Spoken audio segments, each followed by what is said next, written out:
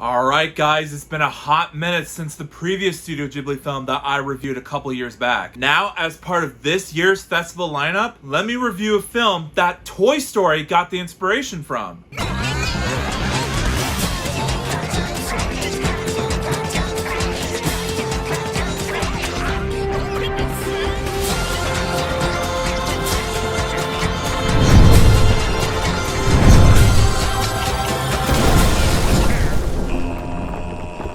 Yo, what is up, my Cinedroids? G to the S here. Today, I'm gonna be reviewing Hayao Miyazaki's next feature debut, starring Luke Skywalker himself from Star Wars, Mark Hamill, and Anna Paquin from the X-Men movies herself as well, Castle in the Sky, about young orphan Sheeta, played by Rogue from the X-Men movies like I mentioned earlier, and her kidnapper, Colonel Muska, played by, again, Luke Skywalker from Star Wars himself, Mark Hamill, are flying to a military prison when their plane is attacked by air pirates, led by matronly Dola, played by the late voice actress of Gran from the Croods movies, Cloris Leachman. Although this movie came out first, but still, may she rest in peace. Escaping from a mid-air collision via a magic necklace around her neck, Sheeta meets fellow orphan Pazu, played by a dude named James Vander Beek. Don't take his name out of context, guys. Keep your minds out of the gutter. Anywho, the pair joins forces to discover a mystical floating island of Laputa, while pursued by both Muska and the pirates, who lust for the city's myriad of treasures. Now, first off, of course, as expected, the hand-drawn animation, as well as the background hand-painted scenery and cinematography, even at the cinema just months ago, looks magnificent. Just the way they can scale the backgrounds and the atmosphere, and to make them seem real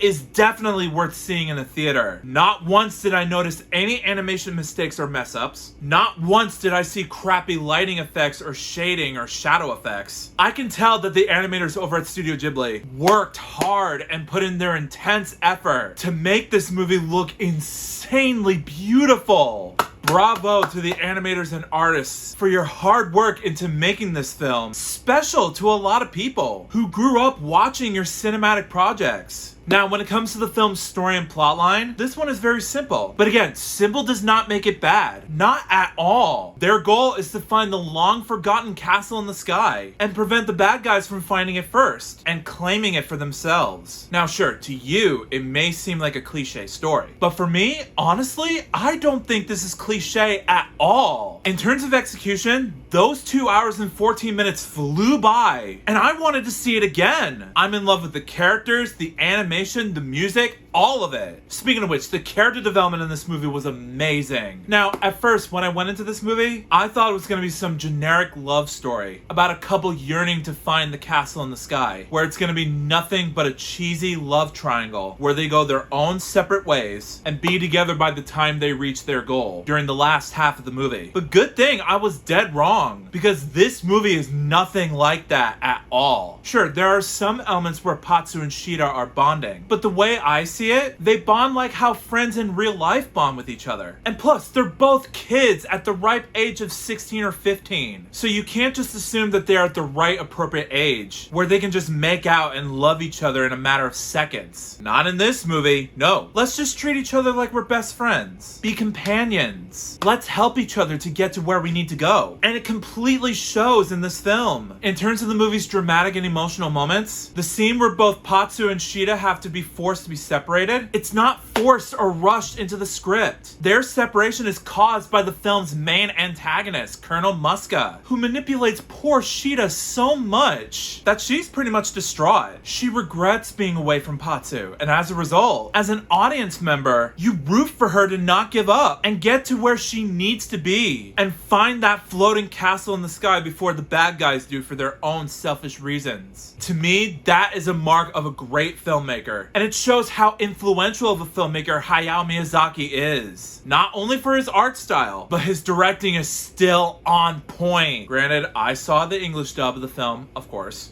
But my point is, this movie is one of the main reasons why I completely adore Miyazaki's work, regardless if it's in English or in Japanese.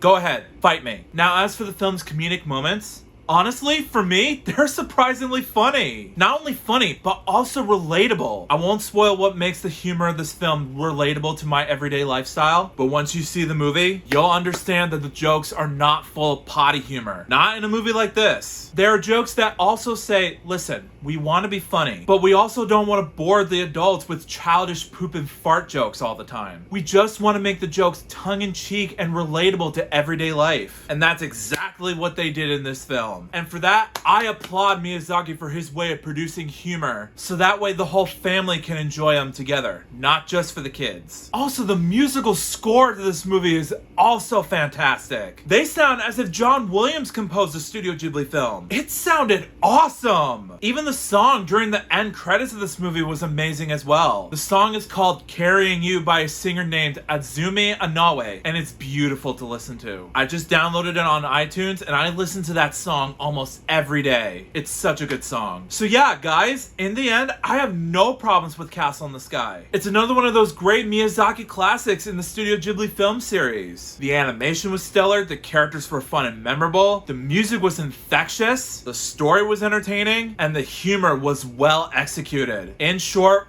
welcome back, Studio Ghibli. Oh, how I missed you in about a few years. So as a result, I rate Castle in the Sky a solid 5 out of 5 stars. Beautiful film. Highly recommend it if you haven't seen it. You might even love it, trust me. So Castle in the Sky. Have you seen it? If you haven't, you are totally missing out. See if it's streaming on HBO Max and watch it. You won't be disappointed. But if you have, come back and let me know in the comments what you thought about it. Also, if you like this video and you want to see some more, make sure that like button shines in your face. That'll totally help me out a ton. Also, share it with your family and friends and favorite it. That's a very good way to show support for this review. Also, if you're new to my channel, make sure to subscribe and ring that bell right next to you so you can be notified of future videos that I have in store for you. Also, if you want a shout out in a future video, just follow me on both Instagram and X, and I will choose one of my Cinedroids to be displayed as a shout out. The link's in the description below. Also, I set up a Patreon page for you guys where you don't have to do this if you don't want to. I understand, life is hard. But if there's a rare chance that you are interested in doing so, there's a link in the description so that way you can visit my page and have access to up to 4 membership tiers. On my page, I post reviews a week early before you get to see them uploaded here on this channel. But I'm also planning to do movie/TV show episode reactions and a whole variety of content on my page as well. So if that's your cup of tea, go to the link below, become a patron, and let's get to know each other a bit more. Also, if you want to subscribe to my gaming channel, there's either a link in the description or at the icon card at the top right corner of your screen. Go over there, subscribe, and let's just have fun together. And if you're interested in subscribing to my GS Productions After Dark channel, where I review mature rated movies, TV shows, and video games on that channel, there's a link in the description so that way you can subscribe to that channel if you're feeling frisky. But until then, I'll see you next time.